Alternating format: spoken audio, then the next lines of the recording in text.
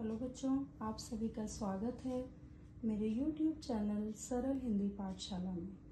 बच्चों, आज की वीडियो में हम समास के विषय में पढ़ेंगे। बच्चों, समास जो है वो बहुत ही महत्वपूर्ण है क्योंकि ये आपके UP board, CBSE board, ISC board सभी में आता है और साथ ही आगे आने वाली सभी प्रतियोगी परीक्षाओं में पूछा जाता है। तो इसलिए आप सभी अगर 10वीं 12वीं में हैं, ग्रेजुएशन में हैं या पोस्ट ग्रेजुएशन में हैं, तब तो ये आपके काम आएगा ही।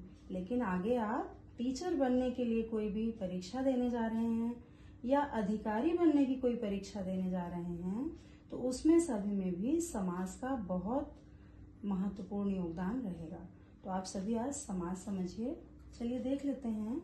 समास शब्द का शाब्दिक अर्थ है संग्रह, सम्मिलन, संक्षेप, मिश्रण आदि।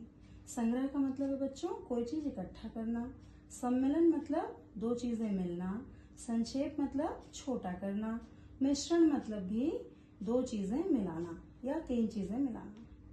तो ये तो शाब्दिक अर्थ हो गया समास का।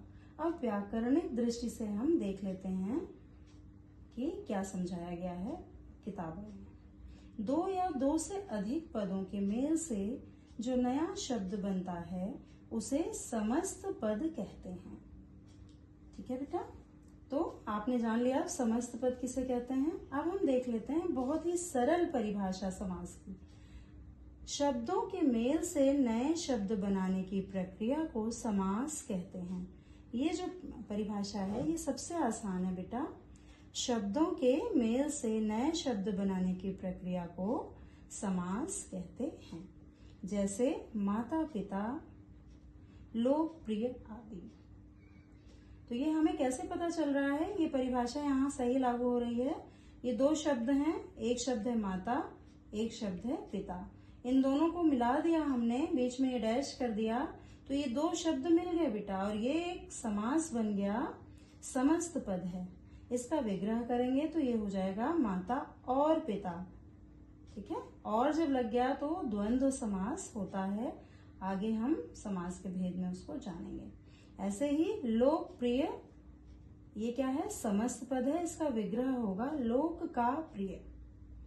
ठीक है, तो ये तत्पुरुष समास है, इसके भी बारे में आगे हम जानेंगे भेद में। अब देख लेते हैं समास में दो पद होते हैं। यहाँ पर बताया गया ना, दो या दो से अधिक पदों के मेल से जो नया शब्द बनता है उसे समस्त पद कहते हैं, है ना। तो यहाँ आपको बता दिया गया समास में दो पद होते हैं, पूर्व पद और उत्तर पद। ये भी जानना बेटा बहुत जरूरी है क्योंकि आगे आने वाले जो भेद हैं समास के, उसमें आपको ये दोनों शब्द मिलेंगे। तो इसमें आप जान लीजिए कि पूर्व पद किसे कहते हैं। जैसे माता पहला पद है तो वो पूर्व पद हो गया, पिता उसके बाद है तो वो उत्तर पद हो गया। अब एक और बात देख लेते हैं, समास विग्रह क्या होता है।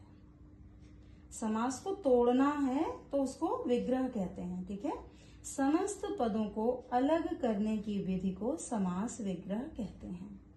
जैसे ये समस्त पद था ना यहाँ, तो इसको जब हम अलग अलग करेंगे, अभी तो ये मिला हुआ है डैश के माध्यम से, ठीक है, योजक के माध्यम से अभी मिला हुआ है। जब इसको अलग अलग करेंगे तो उसे समास विग्रह का नाम दे दिया जाएगा। अब देख लेते हैं समस्त पद और समास विग्रह का दो उदाहरण ले लेते हैं। पहला है गंगा जल, गंगा का जल, विग्रह हो गया। तो ये आपको यहाँ ध्यान देना है बेटा कि जो समस्त पद होता है, समस्त पद मतलब दो पद, ठीक है, जो समस्त पद होता है उसका जो अर्थ निकलता है वही विग्रह होता है। आगे भी आप जानेंगे, यही जो भी मीनिंग निकल रहा है वही विग्रह है। ठीक है, तो गंगा जल का क्या मीनिंग है, गंगा का जल। ठीक है, तो विग्रह हो गया। देशभक्ति, इसका अर्थ क्या होगा, देश के लिए भक्ति। तो देशभक्ति का जो अर्थ है वही विग्रह हो गया। यहाँ तक समझ आ गया है सभी को। आगे चलते हैं बेटा, अब हम जान लेते हैं समास के भेद। बच्चों, समास के मुख्य 6 भेद होते हैं। पहला तत्पुरुष, कर्मधारय दूसरा, तीसरा द्विगु समास, चौथा बहुब्रीहि, पांचवा द्वंद्व, छठा अव्ययी भाव समास। ठीक है बेटा, तो आज हमने क्या क्या चीजें सीखी।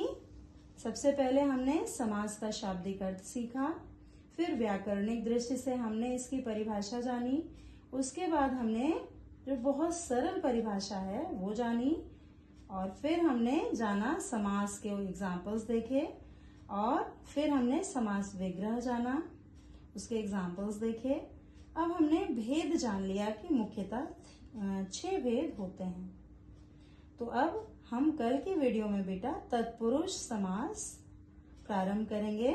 तत्पुरुष समास क्या होता है, बहुत ही इम्पोर्टेंट है बेटा ये, ठीक है। इसमें आपको बहुत ही अच्छा लगेगा पढ़कर कि अभी तक आप जिस समास को समझ रहे थे बहुत कठिन है, क्लिष्ट है, वो आज आपको बिल्कुल सरल लगने लगेगा। तो चलिए फिर कल की वीडियो में मिलते हैं। धन्यवाद बच्चों।